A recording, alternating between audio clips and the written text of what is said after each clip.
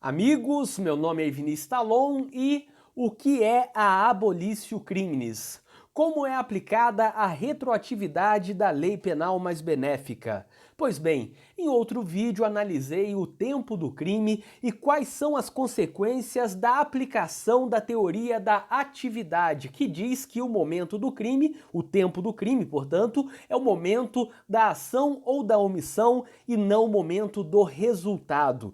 Lá naquele vídeo falei sobre todas as consequências e agora vamos analisar especificamente a retroatividade da lei penal mais benéfica, que abrange, portanto, a abolitio criminis. E para isso vamos analisar três diplomas legais. Vamos analisar a Constituição Federal, o Código Penal e também a Lei de Execução Penal. Quanto à Constituição Federal, o artigo 5º da Constituição, no seu inciso 40, diz: a lei penal não retroagirá, salvo para beneficiar o réu. É uma frase muito conhecida, todos conhecem esse inciso e conhecem também o que o Código Penal fala sobre esse inciso.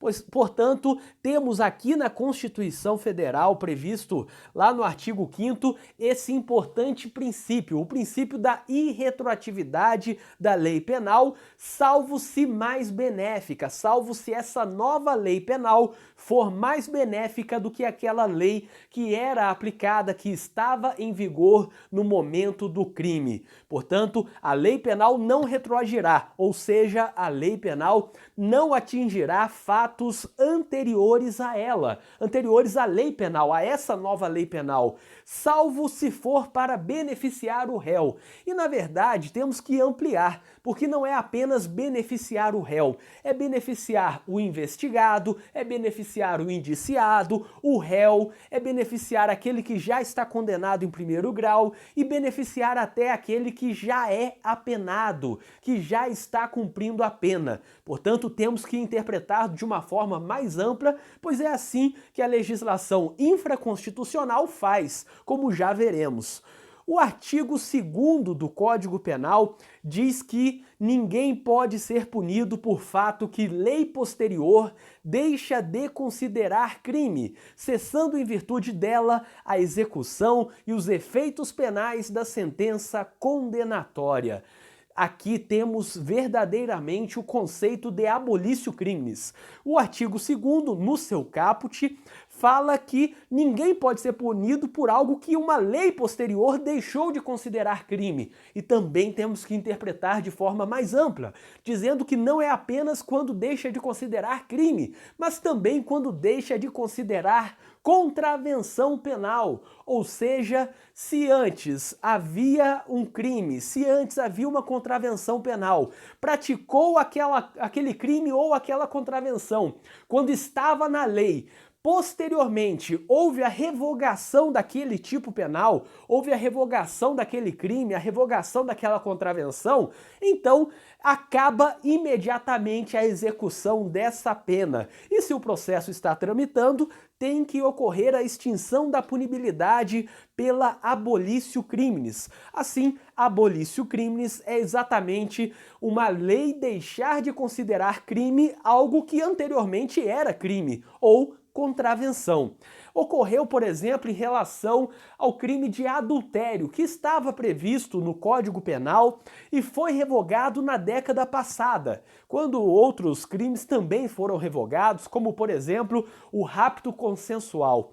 Assim, nessa situação, ocorre a abolitio criminis, cessando imediatamente a execução da pena, os efeitos penais da sentença condenatória e, mais ainda, se não tem pena, se não tem sentença condenatória, mas está tramitando um inquérito ou um processo, também deve ser encerrado. Não há motivo para tramitar um inquérito por algo que não é mais crime, ele deve ser arquivado ou deve ser trancado por habeas corpus, caso o Ministério Público não peça o arquivamento. Então, é assim que se encerra o inquérito ou um processo por meio da abolitio criminis, considerando extinta a punibilidade. É óbvio que, em relação ao adultério, por exemplo, se alguém praticou antes da revogação, então ocorreu a abolitio criminis naquele momento em que ocorreu a revogação do crime de adultério.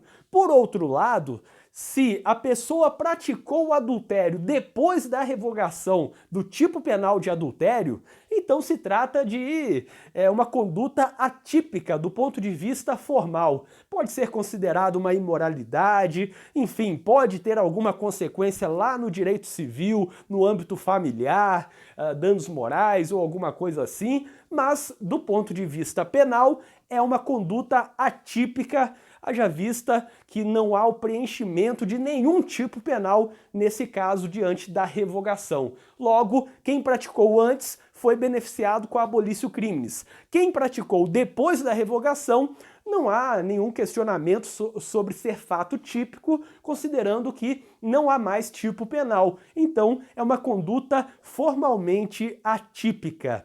E vai além o parágrafo único do artigo 2º do Código Penal, dizendo que a lei posterior que de qualquer modo favorecer o agente aplica-se aos fatos anteriores, ainda que decididos por sentença condenatória transitada em julgado. Portanto, aqui temos uma outra coisa importante. Como eu disse antes, a Constituição deve ser lida de forma mais ampla. Não é apenas beneficiar o réu, mas até beneficiar aquele que já tem condenação com trânsito em julgado. E se vocês compararem aqui o artigo 2º caput e o parágrafo único, podem perceber rapidamente que há uma diferença, porque o parágrafo único é mais amplo, ele fala de qualquer modo favorecer o agente. E isso pode ser, por exemplo, por meio da revogação de uma qualificadora, da revogação de uma agravante, da criação de uma causa de diminuição ou de uma atenuante, da revogação de uma causa de aumento, da criação de uma causa de diminuição de pena, da redução da pena, do aumento das possibilidades de suspensão condicional da pena, do aumento das possibilidades de substituição da pena privativa de liberdade por pena restritiva de direitos. Enfim, são várias possibilidades para beneficiar o agente. É isso que o parágrafo único permite, enquanto o artigo 2º do Código Penal é restrito a abolitio criminis. Ele fala apenas sobre não poder ser punido por fato que lei posterior deixa de considerar crime. Portanto, ele só se refere a abolitio criminis, enquanto o parágrafo único, de certa forma, até abrange a abolitio criminis e muito mais.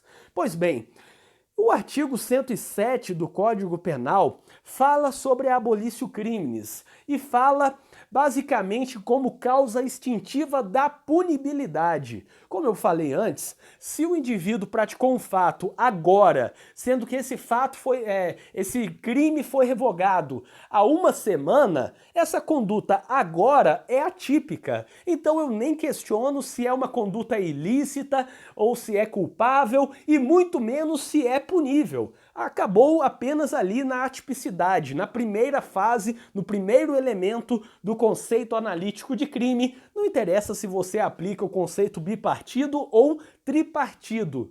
Por outro lado, no caso da abolitio criminis, não está dizendo que o fato é atípico. Na verdade, considera-se que naquele momento era crime, tanto que pode ter sido condenado por aquele crime naquele momento em que a lei estava valendo. Entretanto, quando a lei não mais considera o fato como criminoso, ocorre a extinção da punibilidade. Significa que não poderá cumprir a pena. E se o processo estiver tramitando, ele deve ser imediatamente extinto diante da extinção da punibilidade. O juiz tem que dar uma decisão declarando extinta a punibilidade da mesma forma que faria se ocorresse a prescrição, a decadência, a perempção, a morte do agente, enfim. E diz o artigo 107 do Código Penal: extingue-se a punibilidade, e aí o inciso 3º, pela retroatividade de lei que não mais considera o fato como criminoso.